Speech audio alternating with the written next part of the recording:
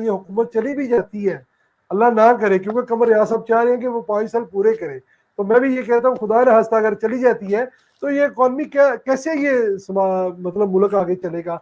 जो हालात इस वक्त पैदा हो चुके हैं, जितने कर्जे मुल्क के ऊपर मतलब बढ़ चुके हैं मुल्क के कर्जे।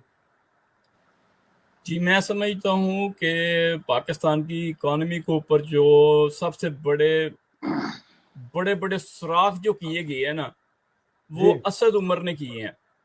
जो एक खाद का व्यापारी था उसको वजीर खजाना लगा दिया गया, उसने इतने बड़े सुराख किए हैं कि वो अब पूरे करने मुश्किल है। उसके बाद ये मौजूदा हुकूमत ने कई बार ये वजारत खजाने के ओहदे इसमें तब्दीली है, लेकिन ये मुसलसल नाकाम होते रहे हैं। तो मैं समझता हूँ कि ये अगर आप, जैसे मैंने पहले शुरू में ये मिसाल दी थी कि जो बांग्लादेश का फिनांस मिनिस्टर है, तो ये I think is the number 1 finance minister in the world, कि वो ये है कि उसके पास वो चाबी है। इसी तरह ये हमारे सर बांग्लादेश के साथ आपकी क्या रिश्तेदारी है जो बार बार आप बांग्लादेश का जिक्र कर रहे हैं? देखिए आपके पाकिस्तान में बेस्ट वर्ल्ड कोई इकॉनमी का बंदा नहीं है जो आप अपनी गुफ्तगू के आगाज में भी बांग्लादेश के साथ, अभी भी बांग्लादेश के साथ, सर आपकी कोई फैक्ट्री तो नहीं है बांग्लादेश में शेख साहब? मेरी फैक्ट्री नहीं है, लेकिन कंपेयर देखो जो पाकिस्तान के लोग जो हैं वो कंपेयर करते हैं, जो पीटीआई के लोग हैं या ओवरसीज पाकिस्तानी, वो कंपेयर करते हैं बांग्लादेश से तो भाजी महंगाई बढ़ी हुई है और फलां मुल्क में तो महंगाई ज्यादा है ना। तो मैं इसलिए उसका वो जिक्र इसलिए कर रहा हूँ कि आपके पास जो बिल्कुल ये अल्टरनेटिव होना चाहिए कि अगर ए के बाद जो बी होता है तो उसी के पास से कंपेयर करेंगे ना, 1 बाय 1 चलेंगे। तो अगर वो इस तरह से कंपेयर करना चाहें तो ये करना भी ये चाहें तो कम से कम ये है कि उनकी वजारत खजाना को देखें और ये अपने वजीर खजाना वो असद उमर को देखें। उसके बाद जितनी भी ये वजारत खजाना आई है सब नाकाम हो चुकी हैं।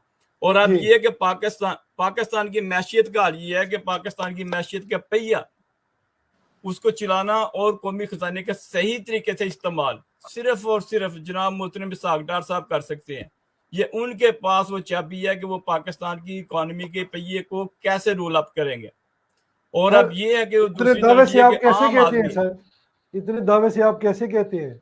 मैं ये इस तरह से कहता हूँ कि चलो ठीक है भाई, फिर आपको दिखाता हूँ। ये देखें जनाब, ये देखें पाकिस्तान की जीडीपी जब उस दौर में क्या थी, अगर आपको नजर आ रही है तो। जी जी सर, ये देखें ना, ये पाकिस्तान की इकॉनमी कहाँ जा रही थी, और ये देखें ये दूसरे पेज में भी देखें कहाँ जा रही थी और अब कहाँ है। तो ये कि जब आप डॉक्टर साहब का वो सारा पीरियड देखते हैं, आप देखिए मंथ बाय मंथ, तो उनके हर महीने पाकिस्तान की इकॉनमी वाज गोइंग अप।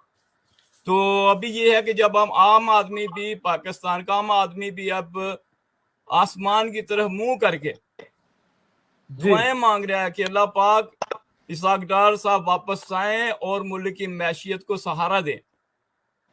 तो मैं समझता हूँ कि जो पाकिस्तान की मैशियत है, पाकिस्तान की इकॉनमी है, ये इसको चलाना कोई आसान काम नहीं है। इसके लिए पाकिस्तान में एक इंतहाई मुखलस और इंटेलिजेंट बंदा होना चाहिए जिसके पास जिंदगी का तजर्बा हो कि इकॉनमी को कैसे डील करना है। अगर आपके पास पैसे भी हों लेकिन आपके पास तजर्बा नहीं है, आपके पास काबिलियत नहीं है, तो नाकाम हो जाते हैं। बड़े बड़े अरबपति लोग पूरी दुनिया में नाकाम इसी वजह से होते हैं, उनके पास अच्छे वो वजारत वो नहीं होती जो जिसको जो चलाती है, फिनांसिंग सिस्टम को चलाने वाले लोगों की कमी होती है। तो जो लोग कामयाब होते हैं उनके पास ये फिनांसिंग सिस्टम के कंसल्टिंग जो एजेंसीज होती हैं या कंसल्टर होते हैं वो चला देते हैं। अगर बंदे के पास कोई पैसा ना भी हो ना तो बिजनेस को चला देते हैं। तो मैं समझता हूँ कि पाकिस्तान को चलाना एक बहुत बड़े चले शेख साहब, हम तो दुआ करते हैं अल्लाह पाक की जात ऐसे लोगों को लेकर आए